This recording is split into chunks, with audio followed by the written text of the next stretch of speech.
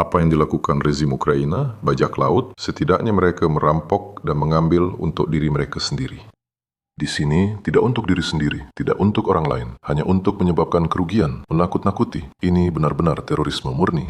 Ketika Sergei Lavrov sendiri sedang begitu marah dan histeris, berarti orang-orang Ukraina melakukan segalanya dengan benar. Kepala Kementerian Luar Negeri Rusia menyatakan kepada seluruh dunia bahwa serangan Ukraina terhadap kapal-kapal di Laut Azov dan Laut Hitam adalah, kutipannya, terorisme murni dan bahwa itu lebih buruk daripada pembajakan. Dan tahukah Anda apa artinya sebenarnya? Itu berarti drone laut Ukraina menyerang dengan sangat keras dan sangat tepat sehingga Kremlin sudah tidak punya jawaban lagi. Kecuali histeria seperti ini tentang histeria. Dan hari ini adalah tonggak baru. Setelah menghancurkan armada Rusia di Laut Azov, drone Ukraina kini beralih ke Laut Hitam. Hasil dari satu operasi saja, hasilnya sudah minus 20 kapal tanker di Laut Hitam dan ini baru permulaan. Ngomong-ngomong, kapal tanker Turki yang jelas-jelas sudah diperingatkan dengan hati-hati pergi dan mulai berkumpul di perairan netral.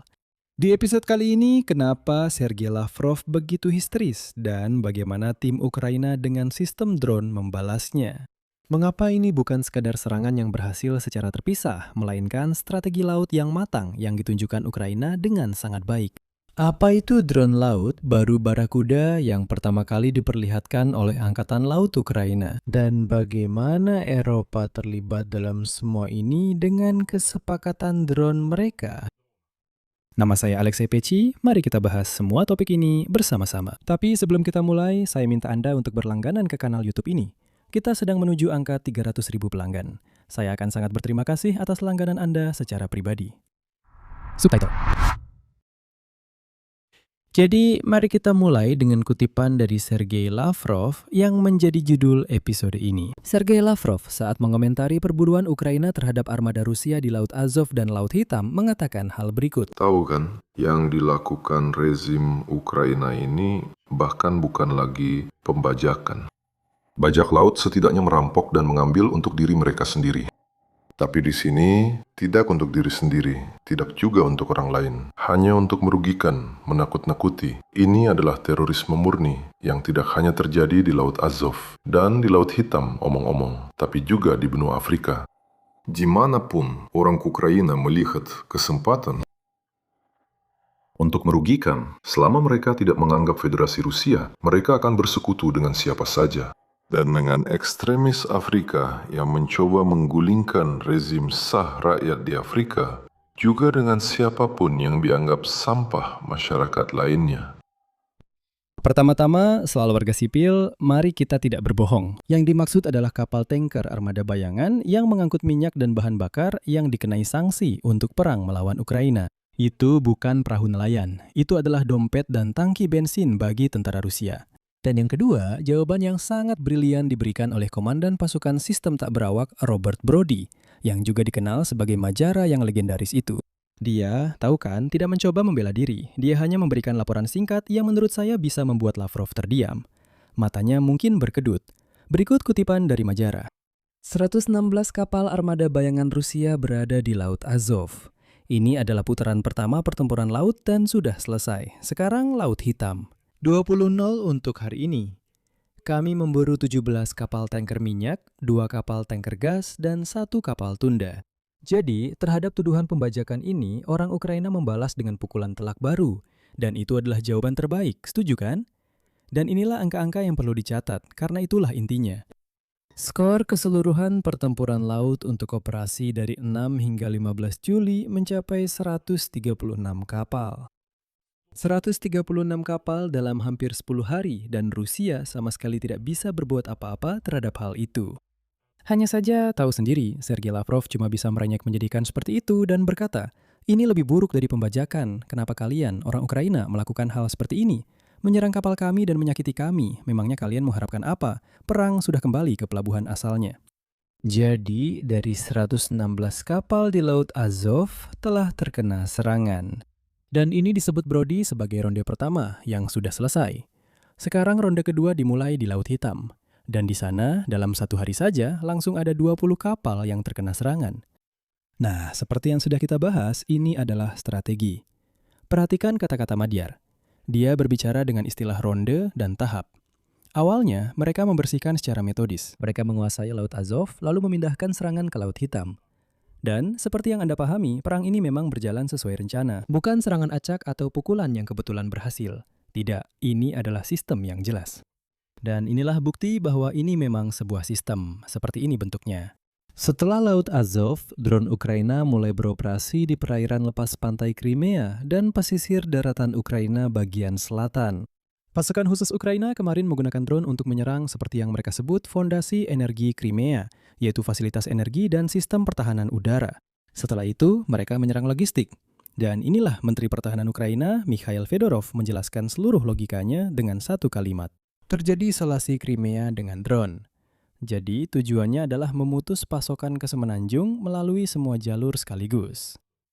Bahan bakar, listrik, logistik, bahkan mungkin juga bahan makanan. Saya juga suka bagaimana kemarin Madiyar menjawab dengan tegas. Dia bilang, "Dengar, kalian sadarkan kalau kami tidak menyerang jembatan Crimea. Kalian tahu kenapa? Agar semua sampah Rusia itu bisa melarikan diri dari sana. Kita harus meninggalkan koridor kecil untuk tikus-tikus itu, makhluk liar itu. Biar saja mereka lari. Selama masih bisa, biarkan mereka lari lewat jembatan itu. Jadi, semua jalur pasokan diputus, hanya tersisa satu jalan keluar. Jalan keluar ini sementara belum ada yang mengganggu. Sekali lagi, supaya orang-orang Rusia liar yang kotor itu bisa kembali ke tanah air mereka yang kotor. Sekarang mari kita bicara secara khusus tentang instrumen dalam fase perang ini. Karena Angkatan Laut Ukraina untuk pertama kalinya menunjukkan sesuatu yang menarik. Yang dimaksud adalah drone laut bernama Barakuda. Dan ini bukan sekedar kapal kamikaze yang menabrak dan meledak. Tidak, ini sudah sesuatu yang jauh lebih keren. Ternyata ini adalah platform multifungsi untuk operasi yang sangat rumit dan bertingkat.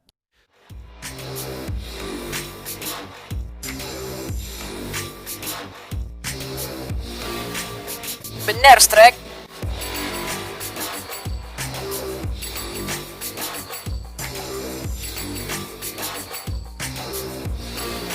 Strek.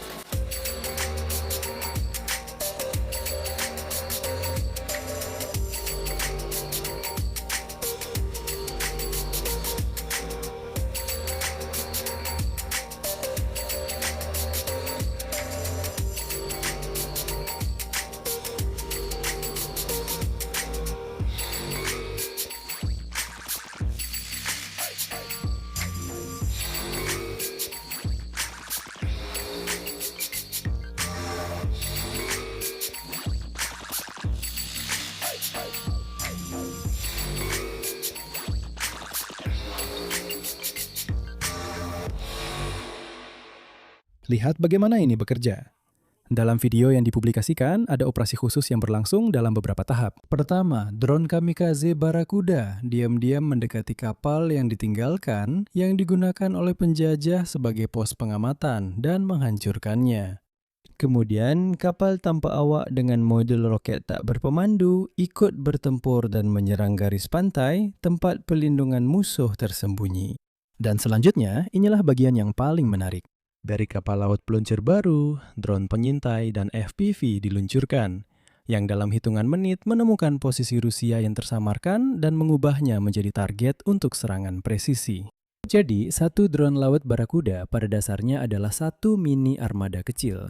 Barakuda dapat membawa 4 hingga 8 drone FPV di atas kapal, dilengkapi dengan roket bahkan senapan mesin, dan dapat dikendalikan dari jarak berapapun. Satu operator mengendalikan kapal itu sendiri, sementara yang lain meluncurkan roket atau drone.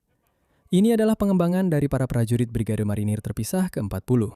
Dan justru platform-platform seperti inilah yang memungkinkan Ukraina yang hampir tidak memiliki armada klasik untuk menghancurkan armada Rusia seperti yang dikatakan Madiyar dengan skor 136 berbanding 0 tanpa satupun kapal besar. Dan disinilah Eropa ikut bermain, karena semua kekuatan drone ini tidak muncul begitu saja. Itu harus diproduksi dalam jumlah yang sangat besar. Dan di sini ada 2 poin kunci. Yang pertama, Ukraina sudah mencapai produksi sekitar 10 juta drone per tahun. Ini sudah menjadi jalur produksi perang tipe baru, dan Zelensky berjanji akan menggandakan skala ini. Poin kedua masih baru. Ukraina dan Uni Eropa baru-baru ini mengambil langkah penting dalam kerangka apa yang disebut sebagai kesepakatan drone untuk produksi bersama drone. Intinya adalah Eropa berinvestasi dalam teknologi drone Ukraina dan sebagai imbalannya mereka mendapatkan sesuatu yang tidak mereka miliki, yaitu pengalaman nyata yang telah teruji di medan perang. Dan inilah yang disebut sebagai strategi sejati.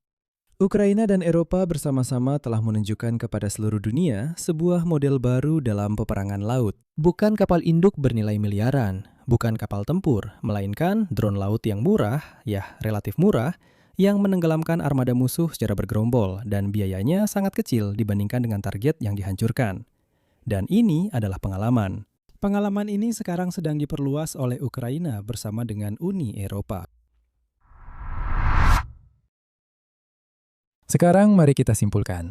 Sementara Sergei Lavrov berbusa-busa membicarakan terorisme dan mengucapkan frasa-frasa seperti lebih buruk dari pembajakan, kenyataannya adalah 136 kapal Rusia telah terkena serangan dalam 10 hari. Laut Azov sudah dibersihkan, di Laut Hitam perhitungannya baru saja dimulai. Crimea secara sistematis diisolasi dengan drone. Dan yang terpenting, semua ini adalah strategi laut bertahap yang terstruktur, didukung oleh platform-platform baru seperti Barakuda, dan produksi industri Barakuda sebanyak 10 juta drone per tahun yang kini juga melibatkan Eropa.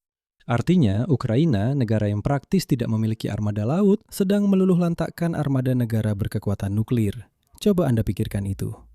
Dan Ukraina melakukannya dengan sangat efektif, sehingga satu-satunya jawaban dari Kremlin hanyalah menyebut mereka bajak laut, mengatakan ini terorisme, ini lebih buruk dari pembajakan. Satu-satunya yang bisa dilakukan oleh orang Rusia yang sudah kehilangan akal, Lavrov, si orang Rusia itu, si kuda itu, hanyalah berkata, ini lebih buruk dari pembajakan, apa sebenarnya ini? Kalian tahu, ada pertanda yang bagus dan indah. Jika musuh beralih ke hinaan alih-alih berargumen, itu berarti kalian mengenai sasaran dengan tepat.